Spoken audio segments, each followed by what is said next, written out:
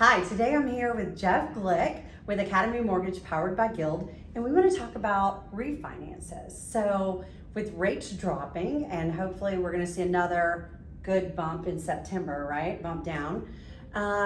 People might be thinking about refinancing, the people that had to buy over the last couple of years, right? With rates higher.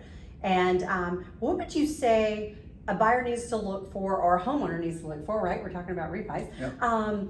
That how much of a spread between your current rate and interest rate they're going to do for the refi? Like, what's the spread that's good to recommend doing a refinance? Well, the rule of thumb has always been 1 point. Okay. That's the rule of thumb. So if you locked in your rate at 6.75% and you do a mortgage analysis and somebody says, hey, you can get your rate at 5.75, that would be considered relevant.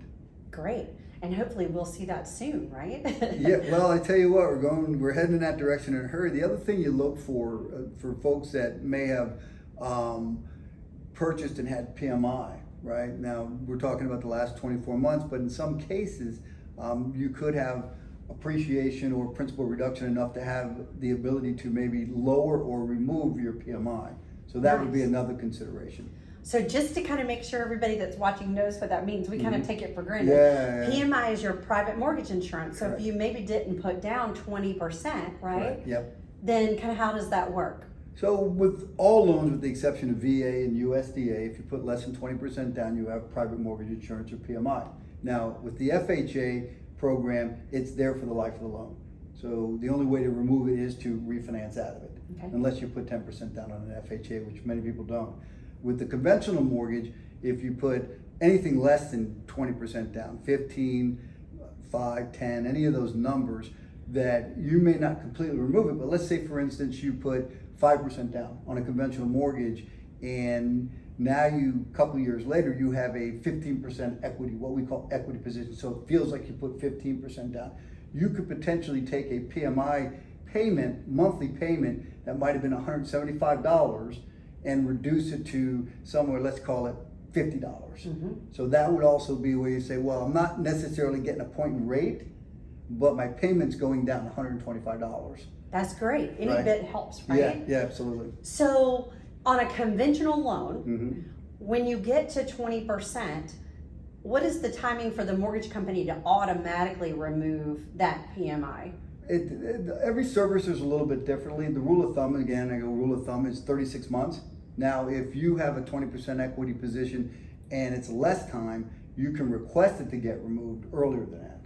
That's great. So hear that. If you think your value has gone up and you're now have 20% in equity, then you can request that be removed. So you don't have to refi. You don't have to do anything other than request that reduction and that the PMI be removed. Right. And otherwise, your mortgage servicer is going to do it. They're just not going to do it maybe the minute you hit 20%, right? Yes, that's correct. So you can do that. So that's one way to bring your payment down. That does not require a refi. But what if you could do that and refi? Wow, what a big savings. That's a big savings. You could have. Yeah. Now, what can somebody do with that fun money? So say you drop your payment by a few $100s a month.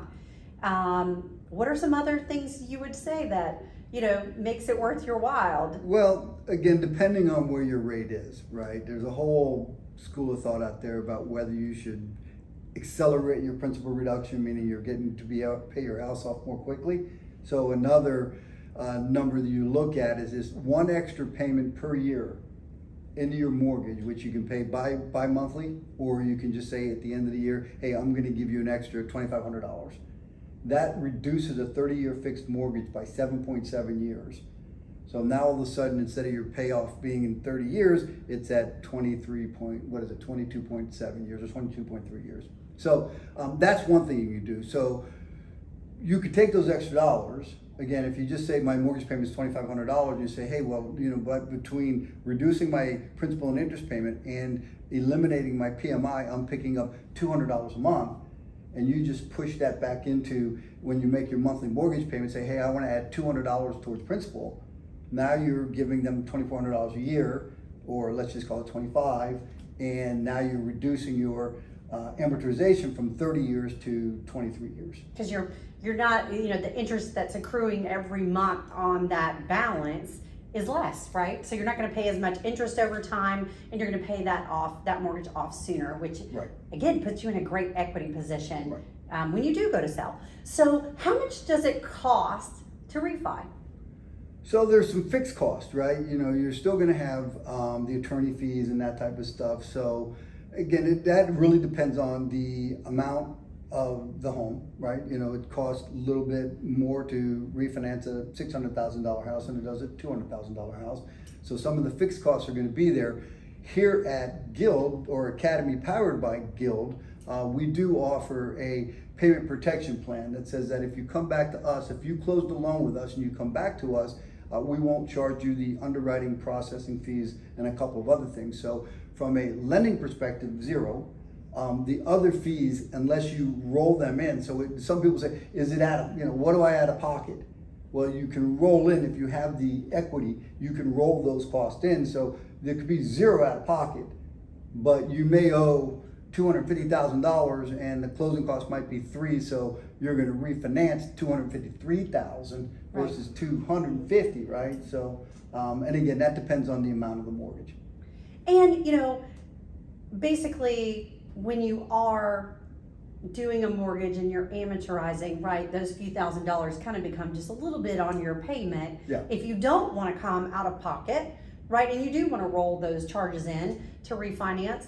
And I guess final question is, can you refinance a loan that maybe you're with Academy, but somebody has a loan with Wells Fargo, Yeah. right?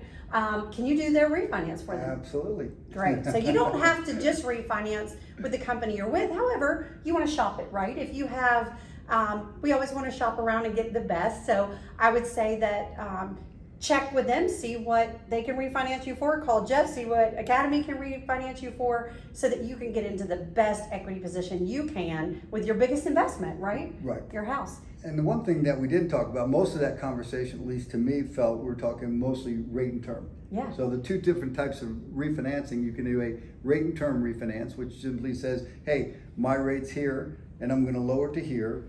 And all I'm looking to do is get a lower interest rate, i.e. a lower mortgage payment. Or you could do a cash out refinance. Mm-hmm. You get into the cash out refinance, you say, hey, I still have the equity position. And people always bring up, well, I want to, now that I've been in my house, I want to change the kitchen. I have been in my house and I want to add a deck or something like that. Can you add a pool? You add a pool, you just pull the money out, right? Yeah. And you say, hey, you know what, I have enough equity to pull the money out and do what I want to do. So then you can get into cash out refinance. You can also look at, maybe you're carrying some additional debt, right? So now you have a credit card or credit cards and they're at 14, 15, 16%. 24. Now that the Fed is at, Yeah. prime's at 8.5, right? So, all those have gotten higher. And you look around and say, hey, you know what, I've got $10,000 worth of credit card debt and it's costing me $750 a month. Just take the $10,000 out of your now, 5.75% interest and pay off your 24% interest. Great so you idea. can do that. So, and I talk to my clients just about cash flowing. Yeah. You say, hey, my mortgage is $2,500, my debt's another $1,000, so now I have $3,500 in cash flow. But if I could refinance and my mortgage payment be $2,700, I'm still going to be $800 less if I pay off my debt, because I'm getting out of 35 and I'm making it 27. Make your money work for you. So cash flow is a big deal on cash out refinances. So you can rate and term it, you can cash flow it, all of those things. You talk to about your mortgage person and you figure out what's the best thing to do. If you have a financial advisor, you look at if you can take some of that money and put it someplace and make it, like you just said, work for you. So lots of things you can do as rates drop and you think about refinancing. Great feedback and comments and everything on that. Thank you so much. It's my pleasure. Thank you for watching. And Jeff is a great person to reach out to if you're considering refinancing. And appreciate your time today. Yeah, it was always good talking to you. Thank you. You too. Have a great day. Bye-bye.